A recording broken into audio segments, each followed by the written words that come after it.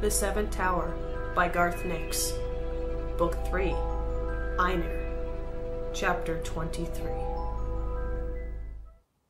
Tal's hand closed on something wedged across the bottom of his pocket. He brought it out with a huge sigh of relief. It was the bone whistle. But there was no sign of the two sunstones. They had been washed out and were now somewhere on the bottom of the river. Fortunately, his own sunstone ring was secure on his finger. "I've lost 2 sunstones," Tal said mournfully. But at least he had the whistle. That was the key to gaining the codex and saving Gref. That was all he could think about now. The rest of the veil and Einar was too much. Use the whistle, get the codex, return to the dark world, find and save Gref.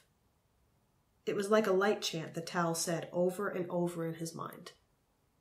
"The whistle is essential," said Zika, indicating the bone instrument. "It is the device that will make the mountain move. As long as it continues to sound, the mountain will arch its back. While it does, Tal, you and Mila must rush under its belly to bring the codex out." "A storm shepherd would be faster," said Mila. She was thinking as she would for a hunt or a battle. "And stronger. How heavy is the codex?" Zika's tongue flicked out in a Kurshken negative. Realizing that this meant nothing to the others, he quickly said, "No, the codex cannot be touched by any creature of Einar. That is part of its protection. As to its size, I believe that it can shrink and grow at will, within certain limits, but its weight remains the same." "Which is?" asked Mila. "Fairly heavy," said the Kurshken. "I do not know your measurements of weight, but perhaps the same as Tal." Tal shook his head. He didn't feel up to walking 50 stretches, let alone running under a lifting mountain to bring out something that weighed as much as he did. "How far will we have to go?" asked Mila. "And how long can Audris, or Adris, blow the whistle?" "I believe about 5 ship lengths," said Zika, indicating the distance from stern to bow with his arms. "And I do not know how long the whistle can be sounded." Audris peered down at the bone whistle. "Days, I should think," she said. "Unless it's magical." "It is magical," Tal said wearily. "Otherwise it wouldn't move a mountain." "Let me try it now," said Audris. She took the whistle and raised it to her mouth, but no sound came out when she blew. Her cheeks bulged out farther and farther until she looked rather like a goreblag, but still no sound came from the whistle. "It has been made for a single purpose, and can only be used near the mountain," said Tal with confidence. Einar was full of magical items that only worked in certain circumstances or particular places. "Though I hope you can blow it there. Maybe Adris should do it. He can probably hold his breath longer." "No, he can't," said Audris. "Yes, I can," growled Adris. "Let's have a competition." Both started to suck in air, requiring Tal, Mila, and Zika to move sternward to avoid being pulled over. Tal started to sit down with his back to the mast, but Mila jerked him back up. "Don't! You'll get the deck wet!" Tal angrily shrugged her hand off. Mila stepped back, and Tal saw the familiar spread of her fingers that meant she was about to reach for her sword. "I'm tired!" he yelled. "I've just been almost drowned. All I want to do is sit down. Cut my throat if you like, but that'll make even more of a mess of your precious boat." He sat down. Mila clenched her teeth and drew her fist back, as if she had taken Tal seriously and was going to hit him with that instead of a weapon, so as not to make him bleed. But Zika plucked at her wrist. "Do not fight," the Kurshken asked. "Rokololaha Hinanabek has had wet and muddy decks, even bloody ones, before, and will again. She is a working ship, not a relic of the past." Mila scowled and turned away. "Thanks," said Tal. "But if this is your boat, why is Mila so upset?" "This ship," Zika corrected, "once belonged to the most famous ancestress of Mila, Astir, who with Ramelin ended the war between the worlds." "Who?" asked Tal. "What war?" "Ask your codex," replied Zika. "since you will doubt whatever I tell you." "I will."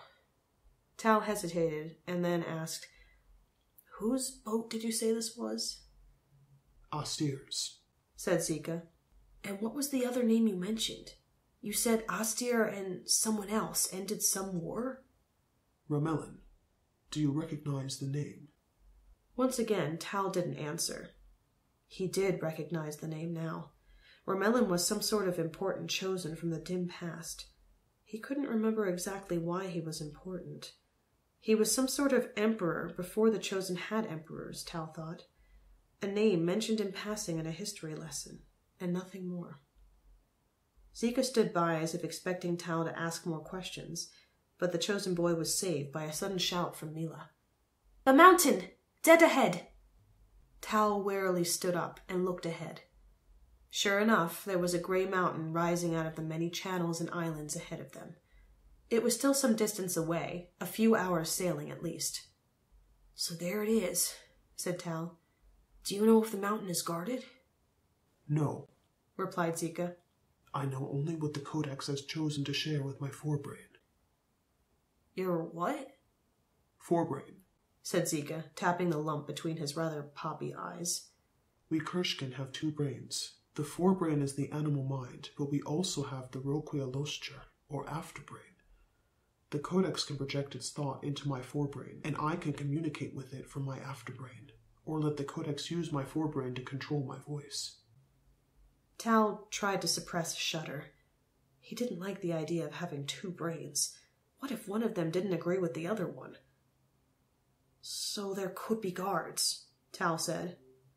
Though I suppose whoever put the Codex there wouldn't expect anyone to get the whistle from Hazror. Whether there are guards there now or not, all of Ionair will soon know if Cold Stone Mountain moves, said Zika. You must be prepared to flee as soon as you have the Codex. We'll take it back to the castle, agreed Tal.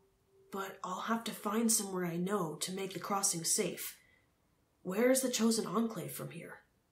South, said Zika. A few days' travel, walking. Do you have to go there? Tal shook his head. No, but I have to be somewhere I know. If the enclave is a few days south, does that mean the sunken stone circle is somewhere near here? Yes, southeast. You could probably reach there by sundown at a brisk pace, but that ring of stones is no place to be after dark. Yes, Tal agreed, but I have been to the sunken stone circle several times before, so I know it well enough to use it as a crossing point. He looked up at the bow to where Mila was standing, shading her eyes to watch the river and the mountain ahead. Despite the sun, she cast no shadow. I'd better make my peace with Mila, Tal said, as he stared at the sunshine on the deck. He felt sick at what he'd done to her now, but he would never admit that. He approached her slowly, all too aware of the Merwin hornsword at her side and her acute reflexes. When he was 4 or 5 stretches away, and possibly out of reach of a sudden lunge, he stopped. After a moment, Mila turned to face him. He saw hatred in her eyes, and flinched. Mila, he said, unconscious that he was holding his hands out to the ice girl, as if he begged something from her. I wanted to say... Your words are nothing, said Mila. They are the mist that is parted by the ship, the ice chips under my skates, the blood that drips from day-old Selski meat. Tal gulped. This was even harder than he thought. He couldn't believe he was trying to apologize to someone who was so alien to him. He felt strangely inferior standing here before her. She seemed taller, somehow, the sunstone ring on her finger flaming in the sunlight, the Merwin hornsword bright too. More like a chosen of legend than anything else. I'm sorry, Tal said.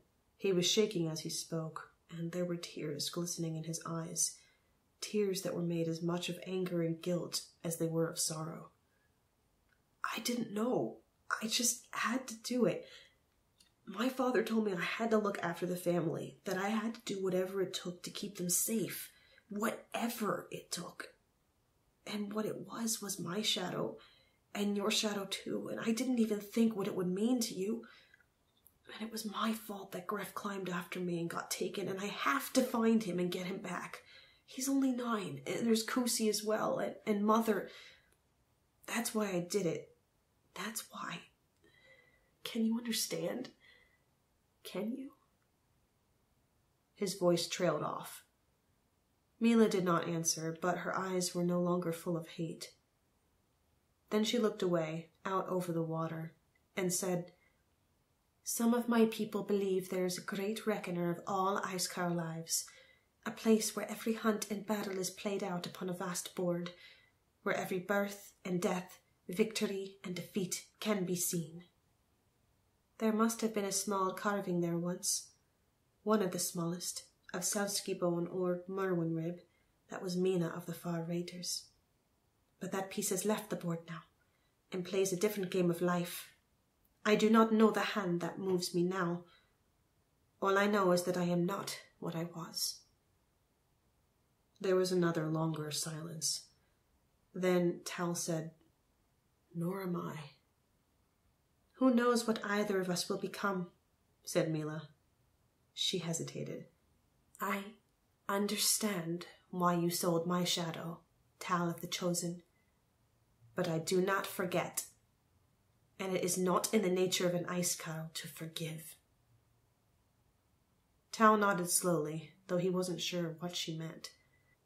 "I cannot kill you," said Mila. "We have shared too much blood, and I understand too well why you have done what you did. One day you too may lose your future at the hands of someone you thought a friend."